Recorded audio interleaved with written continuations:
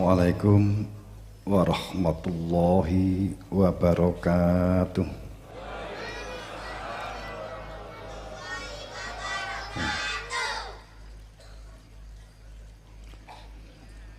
Bismillahirrahmanirrahim. Alhamdulillahirabbil alamin. Wassalatu wassalamu ala sayyidina Muhammadin wa ala alihi wa sahbihi wa ajma'in.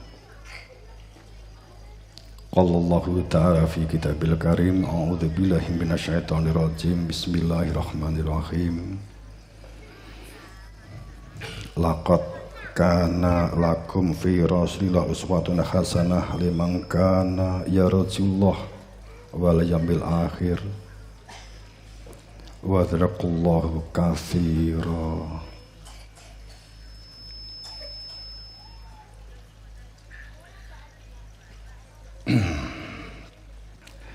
Katur ingkang kinurmatan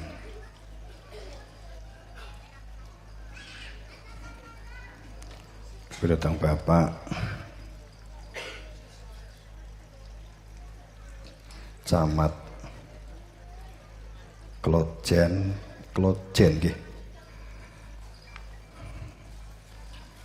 Dan yang sekaligus juga Forpincap yang saya hormati, para rama kiai sesepuh penyesepuh ingkang sampun kersa rawuh wonten menika majelis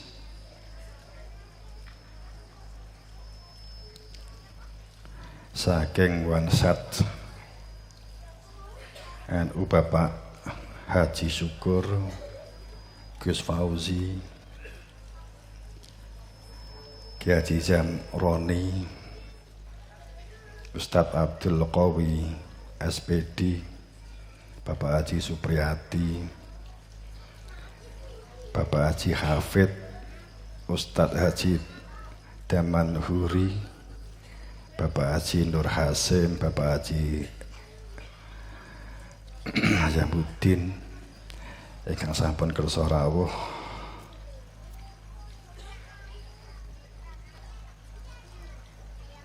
kanca-kanca saking Babinsa, Babin Kamtibmas yang berbahagia rahimakumullah,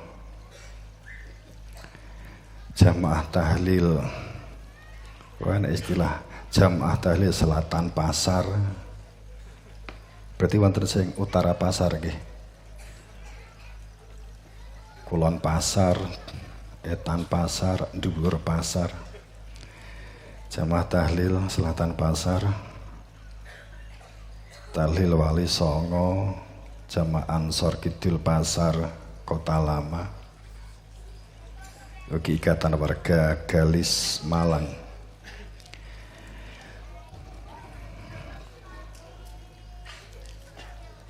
Sedaya kemawon ingkang boten saged salam sebat setunggil buka setunggil siji buka siji. Sedaya kemawon ingkang kinurmatan yang dirahmati Allah, yang dalam fadl dan rahmatnya Allah. Semoga kita dalam ampunan Allah semuanya, dan semoga semuanya dalam barokah dan memperoleh barokah lahir batin. Dan di dalam bulan Maulid Kanjeng Nabi Muhammad Rasulullah Sallallahu Alaihi Wasallam ini, semoga kita selalu terpayungi dalam syafaatipun Rasulullah Sallallahu Alaihi Wasallam. Jenengan kita kan sekarang lagi marak Maulid Kanjeng Nabi, memperingati kelahiranipun Kanjeng Nabi. Nek rada disentil ngaten nggih, Anda memperingati kelahiranipun Kanjeng Nabi sebagai fungsi kenabian menjadi rasul, atau fungsi beliau sebagai kelahiran manusia yang lahir di bumi kan gitu. yang kita peringatikan memperingati Kanjeng Nabi Muhammad. Wa ma Muhammadun illa rasul qad kholat min qablil rusul afa in mata aku dalam qalabtu ala aqabikum. Artinya mana yang kita peringati, lahir secara fisik atau lahir secara kenabian? Kalau lahir secara fisik berarti Maulid Hadi Mustafa, asma beliau kan lahirnya kan menikah. Tapi kalau jenengan memperingati karena pencerahan, karena keberadaan Nabi Muhammad sebagai Nur Muhammad, maka kita memperingati Maulid Nabi Muhammad. Tapi kalau lahir memperingati Maulid Ahmad Mustafa, kan gitu. Lah, selama ini kowe memperingati sing ngendi?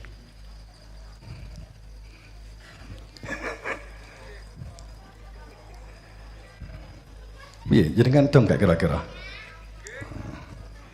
Tapi gak usah diurek nih ya.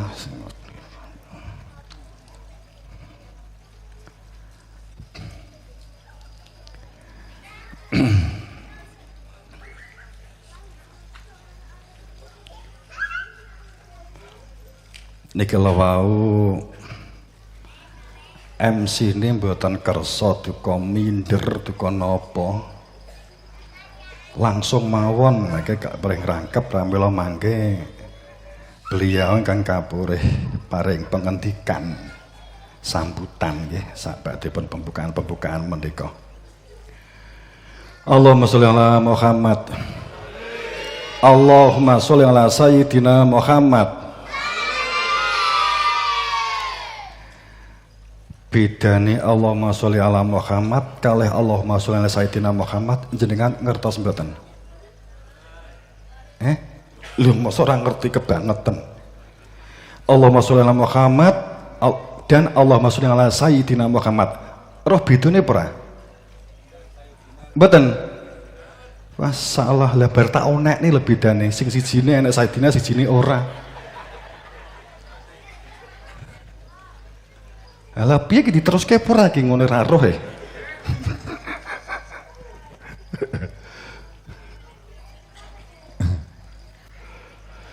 Biasanya itu di masa lalu gitu ya, itu menjadi ciri khas. Sehingga menjadi ciri khasnya masing-masing. Allahumma sholli ala Muhammad itu teman-teman Muhammadiyah, Allahumma sholli ala sayyidina Muhammad wi kanca-kanca kita NU ini. Biasanya kan begitu, gitu. Nek orang nganggo Sayyidina, lah ngalih kabeh. Muhammadiyah kan gitu. Gitu.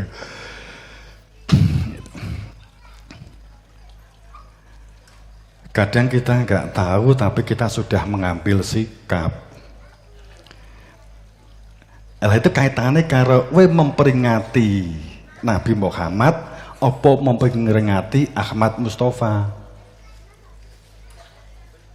Kuwi sing mbok peringati apa? Nek para wali leluhur kita itu hal, nek Nabi Muhammad lahir. Ngopo ndek meninggalnya kok enggak diperingati? Yang diperingati kan lahirnya, bukan halnya, kan? Ngopo? Kan itu. Nek diunekne itu pendapat akeh banget gitu ya, jadi pro kontra gitu. Jamaah rahimakumullah sedaya kemawon nyuwun kinepung pangapunten. Saderengipun dalam nglajengaken monggo kita sesarengan ngaturaken rasa syukur wonten ngarsipun Allah Subhanahu wa taala. Bi qauli alhamdulillah. Biasane jenengan bergelegean muni alhamdulillah, ba'da ma'am muni alhamdulillah. Kan ngaten nggih, bar ngunjuk muni alhamdulillah. Ditampa putrane ndek nggone pegawai negeri alhamdulillah. Jadwal kaji ini ketompo, alhamdulillah. Dipisui tangga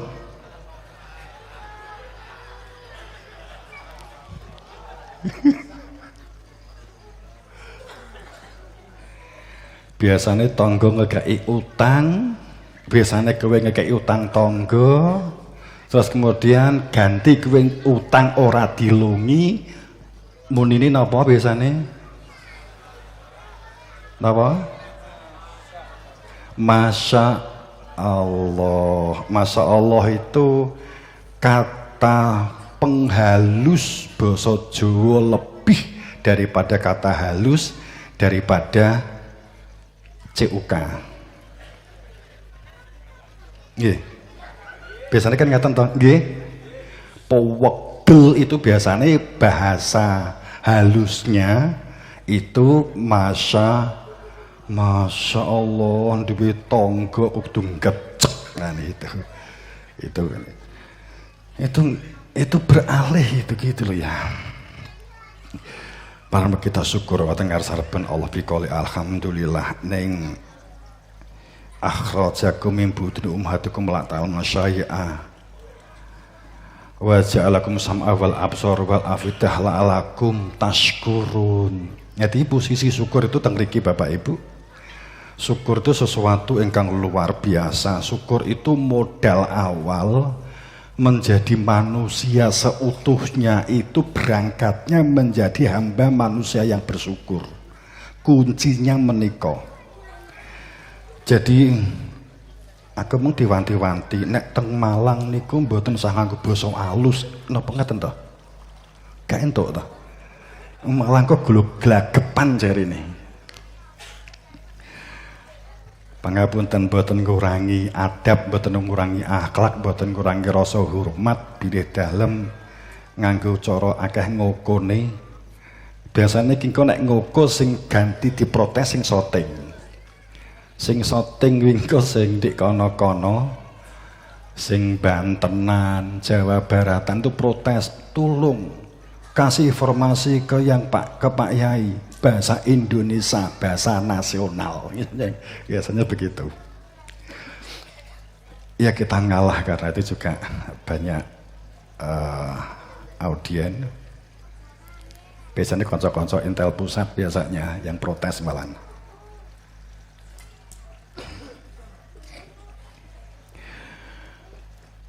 Sekali lagi mari kita mengucap rasa syukur itu dengan tulus. Memang tidak ada kata yang lebih nyaman, yang lebih dalam satu membentuk kepribadian yang hebat itu adalah perilaku syukur. Syukur sebagai ucapan alhamdulillah, sekaligus syukur sebagai karakter kehidupan. Jadi syukur itu bukan sekedar ungkapan terima kasih, alhamdulillah, matur nuwun, sudah dikasih rahmat oleh Allah sehingga kita bersyukur. Ternyata syukur itu yang memiliki kandungan-kandungan makna yang luar biasa. Bahkan salah satu syarat pada saat kita khotib, pada saat kita sholat, pada saat kita ubudiyah, itu tidak sah pada saat tidak disertai dengan perilaku syukur. Allahu Akbar. Syaratnya sholat sah itu salah satunya ada baca Fatihah. Tanpa Fatihah maka sholat yang dilakukan itu tidak sah. Di dalamnya kandungannya adalah syukur. Dan perilaku takbiratul ikram itu adalah perilaku syukur. Syukur adalah perilaku ja'alakum sam'a wal absar wal afidah. Syukur itu sesuatu yang menyertai kehidupan manusia itu untuk menjadi manusia seutuhnya. Itu adalah syukur. Akhrajakum min butuni ummahatikum, bahwa manusia itu dilahirkan dari perut ibu. Setiap dari kita itu dilahirkan dari perut ibu. Itu la ta'lamun syai'a, orang ngerti, tidak mengetahui apapun, tidak tahu apapun. La ta'lamuna, tidak berilmu apapun, tidak berwawasan apapun. Kemudian Allah menyertakan kelahiran sam'a wal absar. Allah menyertakan kuping dan mata dengan satu satu kalimat as-sam'a wal absor. Kalimatnya bukan sekadar sami'an, sama'a, bukan sekadar basar, akan tapi as-sam'a wal absor. Di depannya ada isim takrif. Ada isim sebuah metode untuk menyertai kehidupan jika kamu ingin menjadi manusia. Pada saat dikatakan la'alakum, supaya kamu menjadi orang-orang yang pandai bersyukur. Jadi enak kuping, enak meripat, bukan sekedar ainun uzunun, akan tetapi menjadi pendengar dan penyimak yang baik, pencermat yang baik, pengamat, bukan pengamat dalam pengertian pasif, tapi bergerak untuk menjadi lebih baik. Afidah, apa yang didengar dan apa yang dilihat, untuk memiliki manfaat atau faedah kehidupan. La'alakum tashkurun, maka untuk memposisi menjadi hamba yang bersyukur. Di sini ada satu kalimat yang sangat cantik, yang sangat luar biasa. Maka sekali lagi kita memposisi menjadi hamba yang pandai bersyukur, karena takbir sholat itu juga Allahu Akbar. Kita terlahir dalam proses sholat, maka ini berangkat menjadi hamba yang pandai bersyukur. Tapi nanti penjelasan kita setelah pembukaan. Kedua, salawat salam pada junjungan kita Rasulullah sallallahu alaihi wasallam biqouli Allahumma sholli ala sayyidina Muhammad. Allahumma sholli ala sayyidina Muhammad. Semoga syafaat selalu menyertai kita. La yanfa'u syafa'ah, jangan pernah berharap syafaat. La yanfa'u syafa'illah manit takhadha, jika kehidupan kamu tidak menyertakan di dalam semua kehidupan yang kamu jalani at-takhadha, mengambil sikap dan perilaku ahdan rahman, mengikatkan diri dalam kehidupan, dalam kesadaran ar-Rahman. Jangan katakan kamu memperoleh syafaat jika kamu tidak mengikatkan diri di antara kamu dengan ikatan ar-Rahman. Ada ikatan ar-Rahim, ada ikatan ar-Rahman, ada ikatan wadah, ada ikatan isi, ada ikatan wadah, ada ikatan jasad, ada ikatan lahir. Yang di sini inti wasiat yang diberikan, inti wasiat minadin mawasobih nuhawaladhi awhaina, yang diwasiatkan para nabi, para rasul kepada hambanya, itu adalah untuk menegakkan kehidupan. An akimuddin, tegakkan kehidupan, wala tatafarraqu, tidak berpecah belah. Senada dengan ayat ini, jangan berharap syafaat jika tidak mengikatkan diri di antara sesama, adalah ikatan at-takhadha, tidak mengambil perilaku membangun kesatuan dan persatuan. Kalau mengacu kepada di dalam surat 13, dalam ayatnya an akimuddin wala tatafarraqu, tidak berpecah belah. Kalimat taknya adalah tak muta'alim, taknya adalah tak double, tidak hanya sekedar farokun, tidak sekedar tafaroku, tapi tatafaroku. Ini artinya bahwa di balik kalimat an akimuddin, tegakkan adin, din dalam pengertian kehidupan itu sendiri, bukan din agama dalam pengertian karena kopiah, tapi din dalam pengertian agama menjadi ruh kehidupan. An akimuddin wala tatafarraqu, artinya apa? Jika tetanggamu tidak mampu padahal sudah ikhtiar, maka kita membantu. Itu adalah kalimat tatafarraqu. Itu berat. Jadi ada aktivitas yang harus dilakukan untuk terwujudnya tidak berpecah belah. Bukan sekedar berkumpul menyatu rokokan bareng kopdar ngerasani, bukan itu yang dimaksud di dalam. Kalau walau faroku tidak berpecah belah. Oke, kita ngumpul rokoan berarti sudah menjalankan ibadah sesuai dengan wasiat di dalam ayat surah 13. Akan tetapi ayat ini dibuka dengan kalimat an itu makna takkid, penekanan yang harus direalisasikan an akimuddin untuk menjadi pelaku penegak kehidupan an akimuddin. Wala tatafarroku, ini ada tatafarroku, faroku itu pecah belah, tafarroku kue pecah belah, tatafarroku kue benar-benar menjadi wong sing tukang gawe pecah belah. Di dalam ini adalah wala, di dalamnya ada lam nafi, lam pengingkaran, la tatafaroku, artinya ada kegiatan yang menjadikan di antara kita terbangun aktivitas kebersamaan dan kekeluargaan. Ini yang luar biasa di dalam ayat ini, sebuah sistem. Bapak Ibu yang berbahagia rahimakumullah, ya bisa jadi gotong royong nggawe polybag bareng hari Minggu, umpamanya kan begitu. Kelemahan kita sebagai umat beragama pun Islam itu, kelemahan kita itu adalah realisasi muhasabah dan realisasi tafakur. Kelemahan kita itu muhasabah, menghisab diri, mengevaluasi diri, itu kelemahan kita. Kelemahan kita adalah di sini, sehingga menjadi wajar pada saat kehidupan seseorang itu akhirnya banyak menimbulkan penyakit yang muncul. Sakit penyakit itu kayak biangket nggih Bapak Ibu nggih. Nopo mawon niku? Kolesterol, asam urat,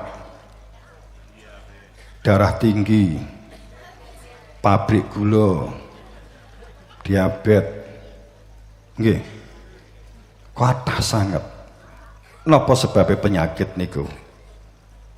Tidak mampu mengendalikan diri, siji, nggih ta?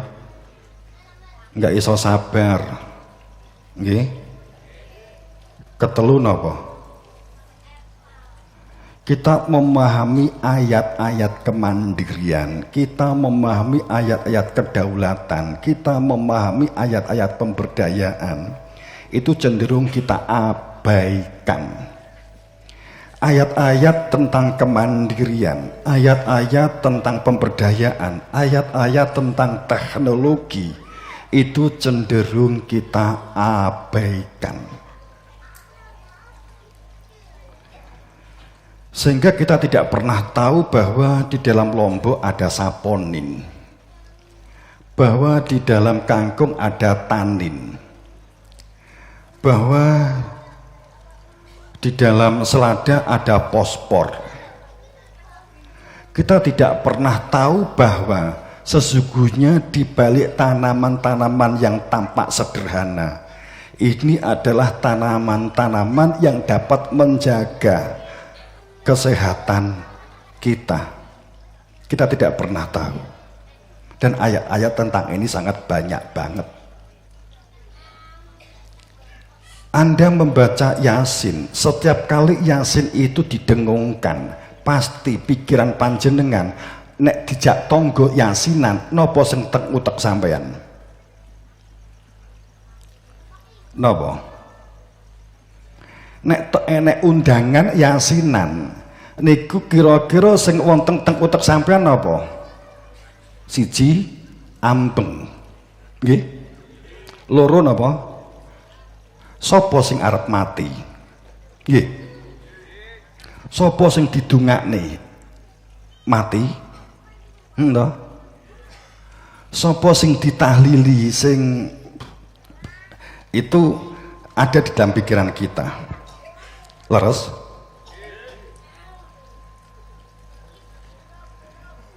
Mungkin sing grup Yasinan sekalipun tidak pernah mengetahui di gone Yasin 32, 33, 34 itu adalah sistem kemandirian pangan. Wa ayatumul ardu maitah ahyaina wa akhrajna. Nggih napa mboten? Pun kemutan napa niku?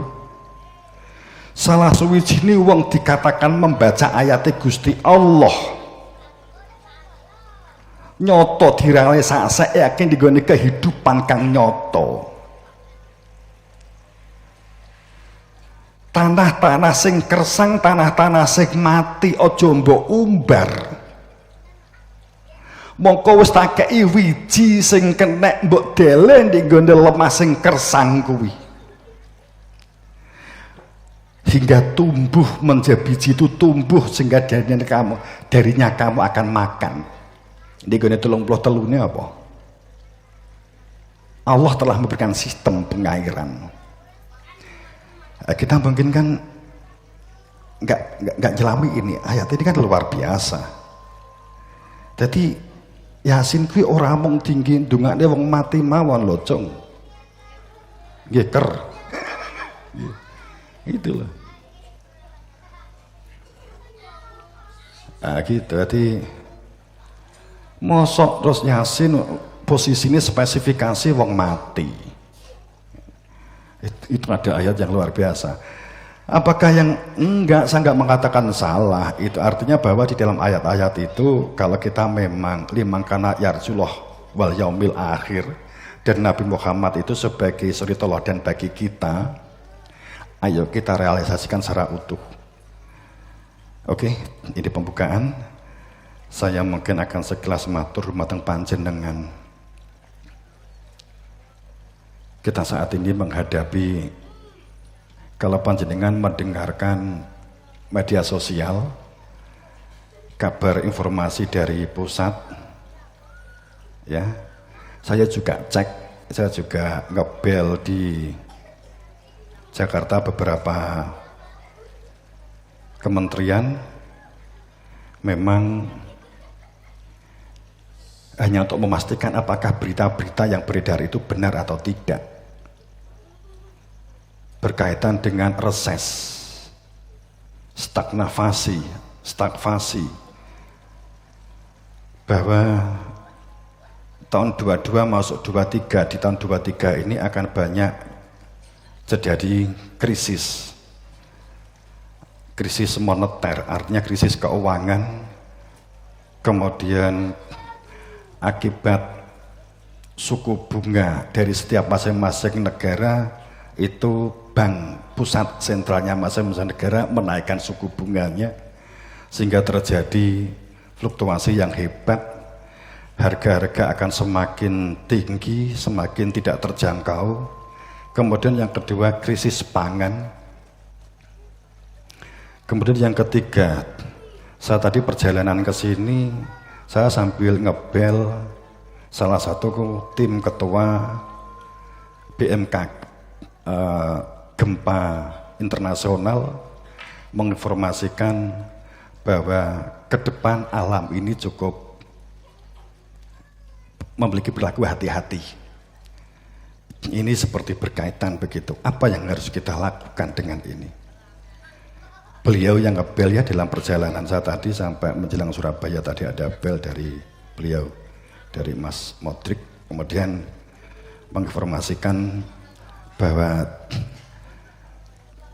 krisis ini karena semua sudah mengungkapnya, Bu Sri Mulyani semuanya sudah mengungkap ada apa dengan ini semua begitu, dan sikap apa yang diperlukan kita dalam menyikapi ini semua,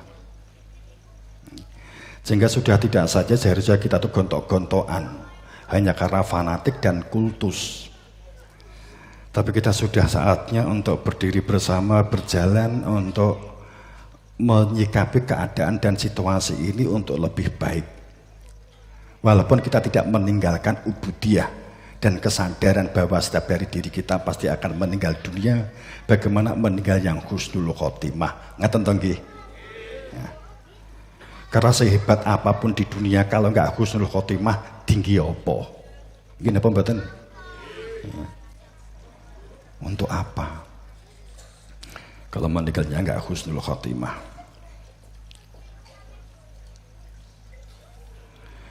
Bapak Ibu yang berbahagia rahimakumullah. Maka saya memandang ini sekilas yang kita kaitkan dengan firman dawuh dari Allah berkaitan dengan kemandirian. Mungkin saya juga akan nyangking. Karena kami di pondok pesantren di Pomosda itu alhamdulillah pada saat pandemi corona kemarin, kalau saya tidak mengatakan satu-satunya, mungkin tidak mengatakan demikian, tapi bisa dikatakan salah satu pondok pesantren yang tidak ada satu kasus pun tentang virus COVID-19. Sehingga sampai kami ketamon 3 orang dari Jerman, profesor dari Jerman, karena ingin tahu ada apa kok di Pomosda tidak ada kasus sama sekali. Setelah kita ungkap bahwa pola sistem kemandirian kita terapkan dalam kehidupan santri, sehingga santri itu di samping ngaji wasoya, taklim muta'alim, Quran dan seterusnya, tapi juga ada kurikulum pertanian, kurikulum peternakan, kurikulum perkebunan, kurikulum kesehatan yang kita berikan kepada siswa-siswi atau kepada santriwan dan santriwati. Dan alhamdulillah, karena memang cenderung yang dimakan adalah semuanya unsur sehat, sayurnya sehat, beras adalah juga hasil dari beras sehat. Kita bukannya memiliki lahan yang luas, akan tetapi kita memiliki binaan-binaan yang menyebar, yang kita beli, tapi dengan kita mensyaratkan harus sistem tanam pola sehat dengan menggunakan kimia dengan batasan minimal per hektarnya tidak lebih dari 350 kilo. Itu yang kita beli dan seterusnya dan sebagainya. Faktanya alhamdulillah bahwa di pondok kami di santri tidak ada yang terkena COVID-19. Dan alhamdulillah ternyata membentuk kepribadian siswa atau santri juga lebih mudah, sehingga banyak anak-anak kita juga yang memang bukan maksud apa-apa, memang banyak beasiswanya cenderung ke universitas, ke IPB, ITB, ITS, UB, yang banyak UB ini banyak santri kita. Ini ternyata juga pengaruh di pola gaya style berpikirnya siswa. Itu sesungguhnya sangat pengaruh terhadap kehidupan kita. Jadi tanaman-tanaman ini sesungguhnya telah diungkap sedemikian luar biasa di dalam ayat-ayat Al-Quran. Metodenya luar biasa, sistemnya telah tertuang di dalam Al-Quran. Tapi mungkin sering kita abaikan. Kalau kita ingin muhasabah, kenapa kita enggak maju? Kenapa kita banyak penyakit? Karena kita semua yang kita makan ketergantungan, bukan kedaulatan dari hasil menjalankan tatanan syariat, tatanan lahir. Wastakmarokum fiha, jadilah pemakmur buminya. Ini kata pengantar awal. Diselani apa ki? Mbok siap nih.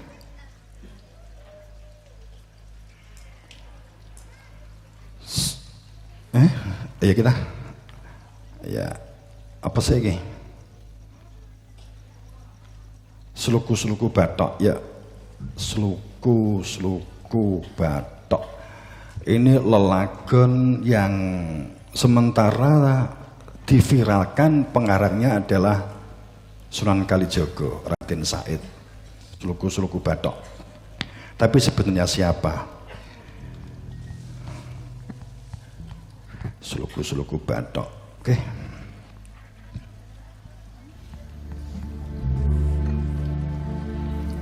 Wasake Nabi Rasul kan kautus ing alam donya minangka kiblating panembah. Iku tandha menawa saben jaman ana utusan. Wis akeh sastra kitab kang tinulis minangka tuntunaning panembah. Tandha yekti menawa saben jaman ana risalah. Wis akeh agama kapitayan kang dadi budidayaning panembah. Meratelake menawa titah iku ana kang perintah. Mula wajib kita amung budidaya ngopadi ananing utusan kang paring lagu-lagu kanthi sampurna. Murih bisa kita bali mring mula-mulanira ana.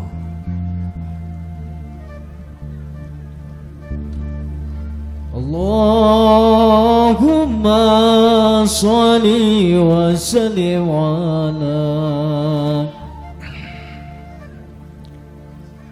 Sayyidina Muhammadin adada ma fi ilmillahi salatan daimatan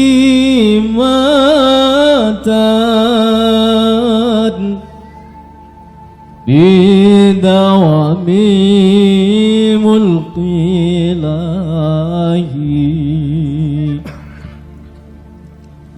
salatan daimatan bidawami mulqilahi.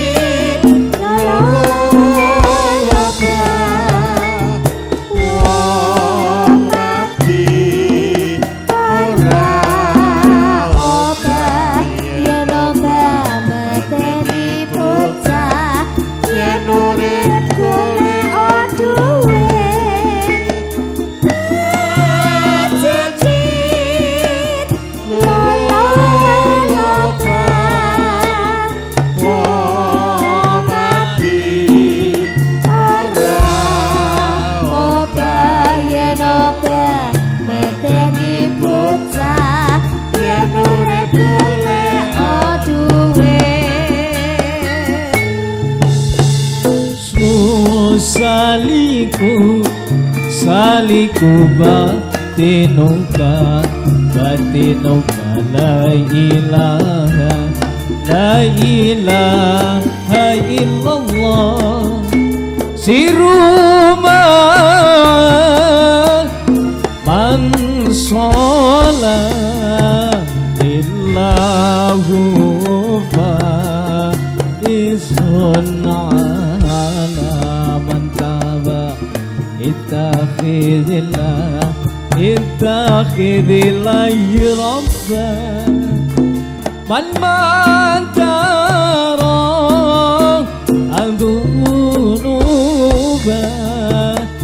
dunuba di dafir yada raddi bil qawli safi.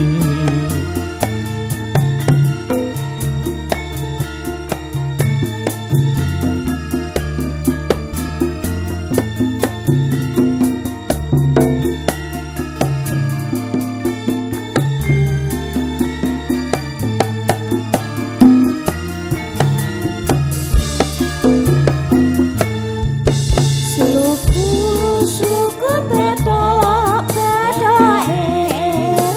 elo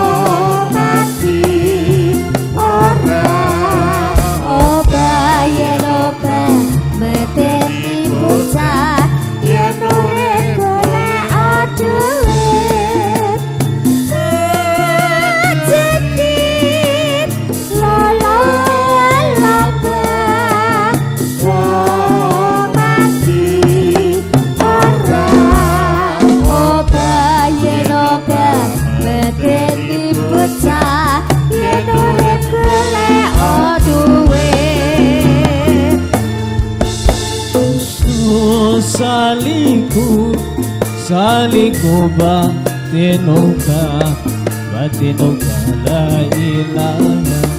la ilaha illallah siruwa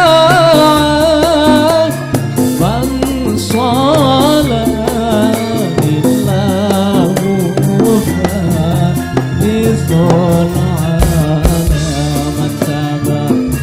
fa'izul اتخذ الله ربا من ما دهرا ذنوبا ذي تغفر أنا ردي بالقلب القول